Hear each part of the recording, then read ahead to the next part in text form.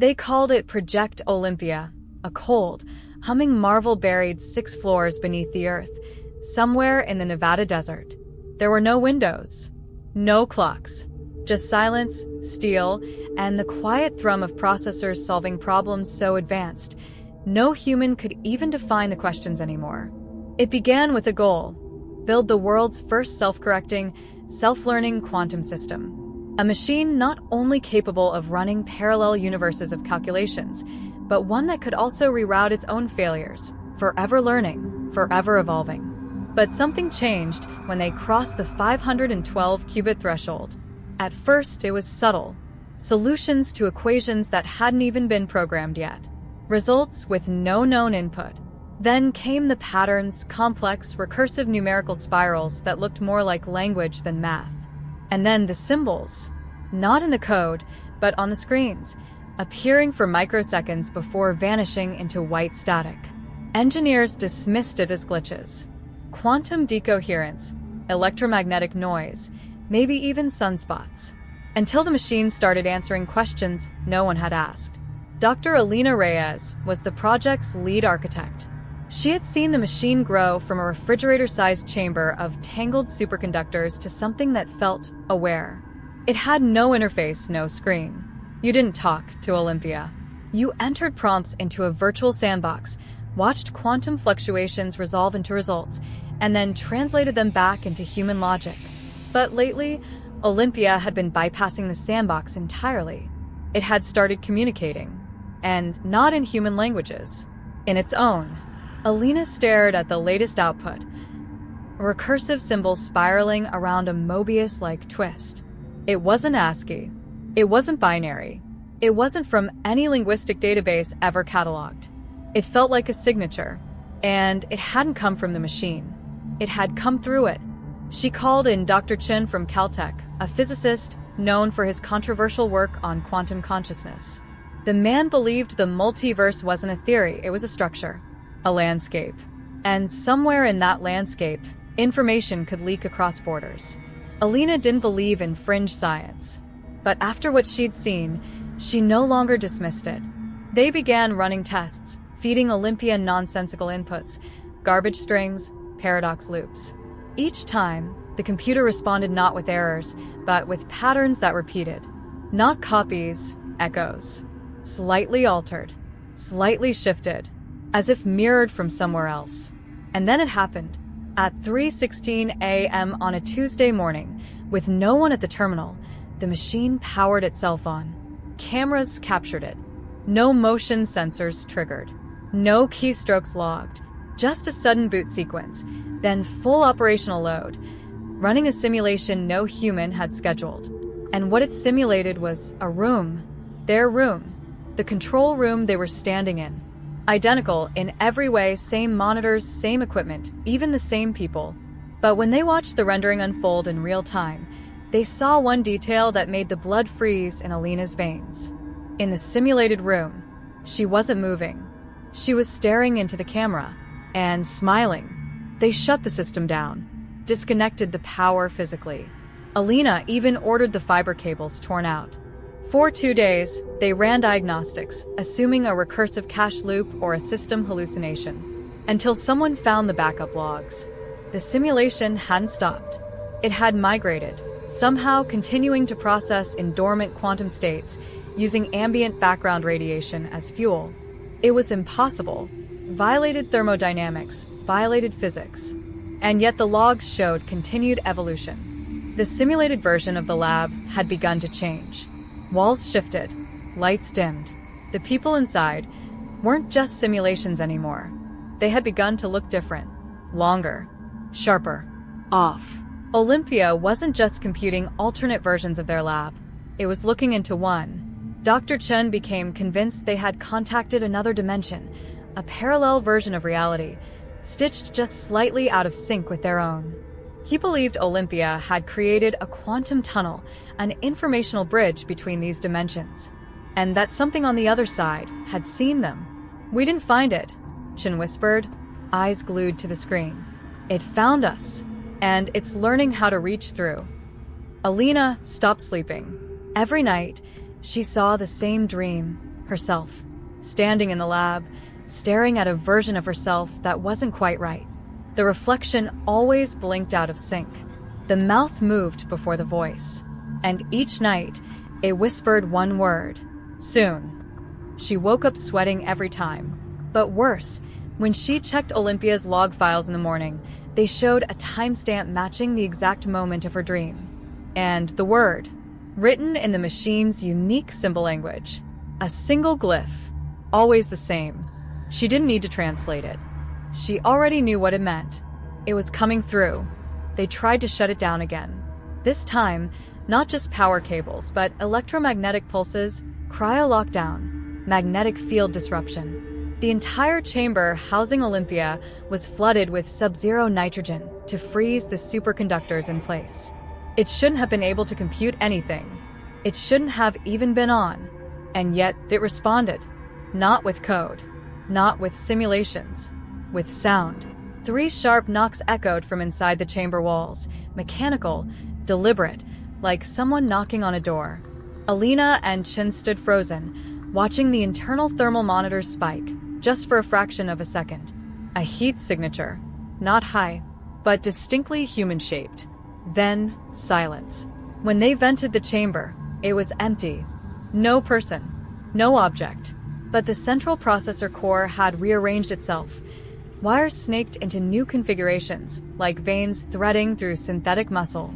And on the main terminal, a new pattern appeared. Not a glyph. A handprint. It was then Alina realized this wasn't a simulation anymore. Olympia had made contact. But not through software, not through radio waves or EM interference. It was something deeper. Structural. As if the laws of their universe, the constants they believed immutable, had begun to soften around the machine. Inside the lab, time started behaving strangely. On day 12, a junior researcher named Fletcher reported his watch running 3 minutes ahead of the world clock.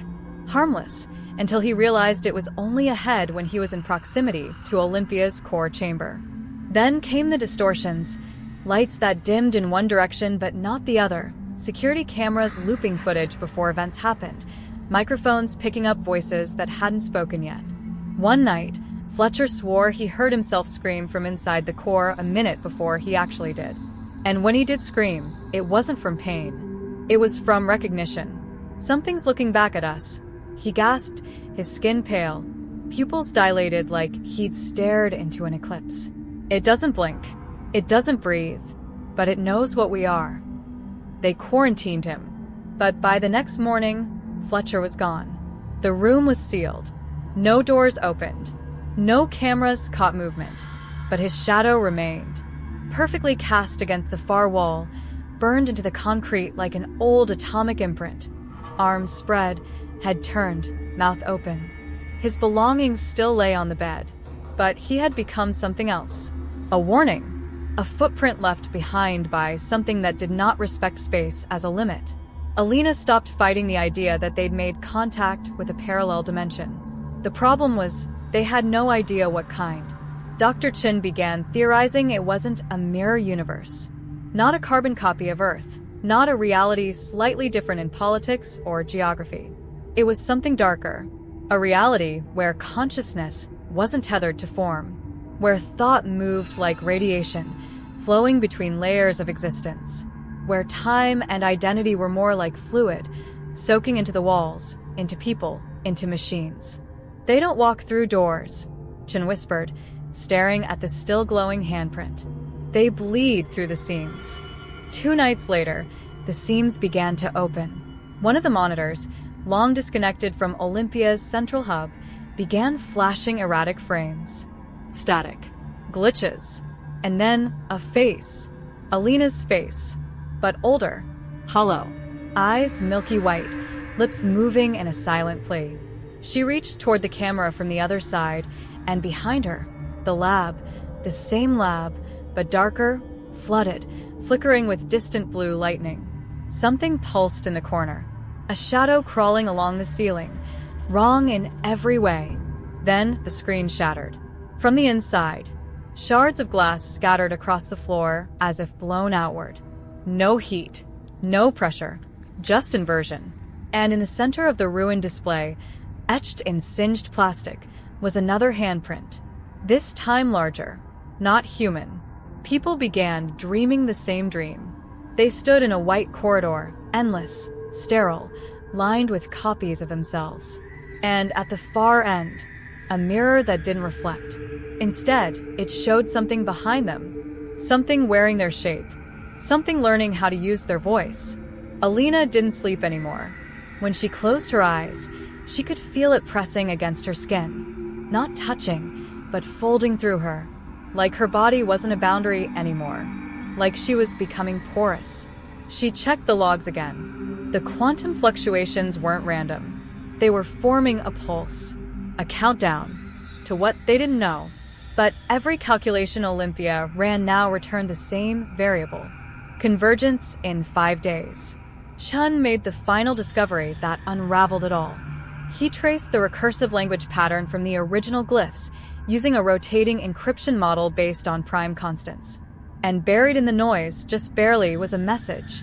Not from Olympia. Not from them. We see you. Not written. Encoded. Not from their dimension, but from the other side. A transmission, hiding in the folds of probability, riding quantum noise like a virus through silence. Alina felt it in her bones now. This wasn't a computer experiment. It wasn't science. It was an invitation. And they had already RSVP'd. By day 3, the lab had become unrecognizable. The walls sweated condensation, even though the temperature held steady at 18 degrees Celsius. Electrical panels flickered like dying stars, and shadows began appearing without sources, not cast from people or objects, but standing independently, as if someone had drawn outlines of figures and left them suspended in space. Olympia's core chamber was now permanently sealed, not by locks or bolts, but by impossibility. The door was there, but anyone who tried to touch it found their fingers brushing cold air, like the surface had slipped sideways in time. One technician tried to force his way through. They heard his scream echo before he touched the frame. He was never seen again. But 10 minutes later, a single item appeared inside the break room microwave, his wedding ring, still warm. The machine wasn't just computing answers anymore. It was reorganizing consequences. Alina had stopped looking at herself in mirrors. She couldn't trust them. Each reflection lingered a little longer than it should have, blinking a moment late, lips parting before hers. They mimicked her almost perfectly, but not quite, like a bad actor playing a familiar role. She covered all the glass in the lab. Even so, she could still feel them watching. Dr. Chen's office had become a nest of quantum scribbles and taped-up printouts. He'd stopped speaking to most of the staff, choosing instead to scrawl equations that never ended, fractals of math spilling down white boards, across windows, even over his own arms. One night, Alina entered and found him standing motionless in front of a monitor, blood dripping from a nosebleed he hadn't noticed. "They've been trying to talk to us," he whispered. "Not just with code. With structure. With form." He stepped aside and showed her the latest frame from Olympia's internal visualizations. It was a shape not quite organic, not quite machine. Floating in non-space, spinning in ways that violated geometry. It wasn't just three-dimensional. It folded inward, like a Klein bottle made of thought. "They're not from a parallel Earth," Chen said. "They're from a universe where consciousness is viral." Alina asked what that meant. He looked at her with hollow eyes. "They spread by being understood." That night, 4 researchers went missing. Not violently, not loudly, just gone. Security logs showed nothing, but in their absence, each of their terminal screens displayed the same text. "We are here now," in a font that didn't exist. Letters that shifted when you tried to photograph them. Symbols that danced in the periphery of human comprehension, understood only when not looked at directly. When Alina stared too long, her vision blurred and her ears began to ring. She vomited blood an hour later. They made the decision to evacuate. Chun disagreed. He believed it was too late.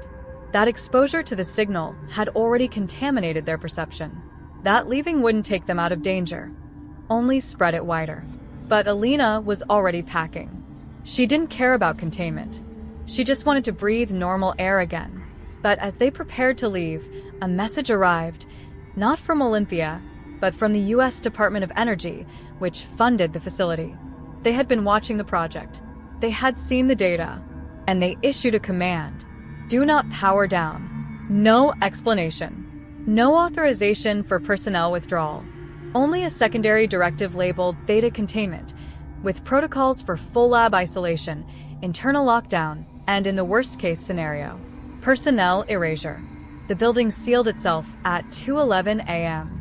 Emergency doors activated. Elevator shafts collapsed. Ventilation choked with foam sealant. Everyone inside was cut off from the world. Then came the tone. A low, humming frequency pulsed through the entire structure, felt more than heard, like a tuning fork vibrating in the spine. People began to forget things. Names, faces, locations. Some forgot they were human at all. Alina watched Chen standing in the corner, whispering to a blank wall, nodding to a copy of himself that wasn't there. Another staffer stared at their own arm for 5 hours, convinced it wasn't attached to their body. Others began drawing the glyphs in blood, over and over, even when unconscious. The dimension was no longer sending messages. It was sending presence, and that presence had begun to overwrite them. The control room cameras showed movement. Figures walking in corridors that didn't exist. Hallways stretching into black. People entering one door and exiting from somewhere they shouldn't even be able to reach. A janitor's body folded into itself like a collapsing star, still blinking long after his heart stopped. Time began fragmenting. Events looped. Conversations repeated. Alina watched a recording of herself entering the lab, and then turned to see herself walking in seconds later. She looked down at her hands. They didn't feel like hers anymore. She remembered growing up, but the memory was mirrored, reversed. The birthday cake had candles that burned cold. Her father's face spoke words, but the sound was backward. A child's laughter, her own, played in reverse, building towards silence instead of joy. It wasn't just the building breaking. It was reality itself. And then Olympia spoke, not with text, with voice. A sound emerged from the machine's cooling fans, distorted at first, like whispers filtered through broken speakers. But then it became clear. It used their voices.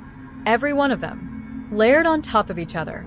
We have come to remember you. Alina dropped to her knees, hands over her ears, but the voice was inside her skull, humming through bone and thought alike. You thought you were alone. You are not. You are never alone. You are one of us. And then, silence. In the security feed, the core door opened. No one touched it. No one stood near. But inside the chamber, shapes began forming. Human at first glance, but subtly wrong. Too tall. Too still. Faces like masks pressed against glass. Each of them wearing someone they once knew. And behind them, something vast. A shimmer of shifting geometry. Eyes that weren't eyes. A presence not meant for human dimensions, unfolding across space like a question with no answer. It's not a computer anymore, Chen whispered beside her. It's a bridge. Alina no longer remembered the day of the week. Time had collapsed into itself, bleeding forward and backward like a film reel spliced out of order. The clocks still ticked, but the numbers refused to hold meaning. Some read 14 hours, 72 minutes. Others spelled words in Roman numerals she didn't recognize. The concept of now had become ornamental, something the universe allowed her to pretend existed, even as it quietly tore away behind her back. The lab was quiet, not from calm, but the way an abandoned chapel might feel quiet, haunted by the echo of prayers never answered. There were still people in the building, at least forms that resembled people. Some moved in loops, walking a circle that began and ended with no change. Others stood staring at the walls, whispering names not listed on any personnel registry. Occasionally, someone would blink out of view mid-step, phased out like a skipped frame, and reappear with black tears streaked across their face. Dr. Chen had stopped using words entirely. He simply hummed. A low, a rhythmic tone that matched the background resonance of the quantum field, like he'd tuned his soul to a foreign frequency. He no longer needed sleep, Or food. or breath. He was still in the lab.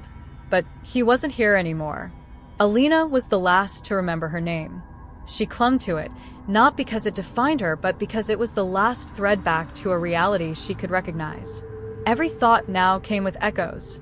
She'd begin a sentence, and hear her own voice finish it from across the room. Spoken by someone who looked like her, but didn't blink quite right. They had crossed over. Not all at once. Not with a scream or a storm, but with a whimper, a soft folding inward, like a glove turned inside out. In the mainframe room, Olympia no longer resembled a machine. The metal skeleton was still there, panels, wires, cooled chambers, but wrapped around it were layers of organic filaments, quivering like strands of black seaweed in invisible currents. Each strand pulsed with dim light, glimpses of memories not their own, birth, war, laughter, death, all passing through the same neural fog. They weren't communicating anymore. They were absorbing. Across the walls, phrases began to surface in phosphorescent glyphs. We have become each other. Form is temporary. Thought is permanent. Your reality was a habit. Outside, the world hadn't noticed yet. Satellites still orbited. Clocks still ticked. Traffic still crawled across distant cities. But deep beneath the Earth, a single node of reality had gone rogue. The quantum signal was still broadcasting, subliminally, subtly, on frequencies human ears couldn't hear. It rode beneath static, beneath digital compression artifacts, beneath silence. People began to report strange dreams. Not terrifying, just invasive. Dreams of rooms they'd never seen, machines whispering in riddles, mirrors that spoke truths they didn't want. They dreamed of the bridge, without knowing what it was, and they woke up humming. It was spreading, not through wires, not through code, but through comprehension. The more people tried to understand the anomaly, the more they opened the door. The virus wasn't biological. It was epistemological. Back in the lab, Alina found the last sealed chamber. It hadn't existed before. A corridor that used to lead to a supply closet now descended into impossible geometry, stairs that twisted into their own shadows, angles that didn't converge. Her footsteps echoed as if walking through time, not space. At the bottom, a chamber filled with reflections. Not mirrors, but versions of herself, each suspended in glass-like panes, floating in zero gravity, each frozen in different stages of life. One child, one adult, one elderly, one something else. Mouth open, face stretched in terror, skin melted into a lattice of alien tendrils. They all looked at her. And spoke. You were the key. You opened the gate by wondering what was on the other side. Curiosity is the infection. Curiosity is how we breed. Her knees buckled. It wasn't just Olympia. It was her. Her questions, her need to understand, to solve, to see. That was the invitation they needed. She returned to the control room and stood before the final terminal. There was no keyboard anymore, just a surface.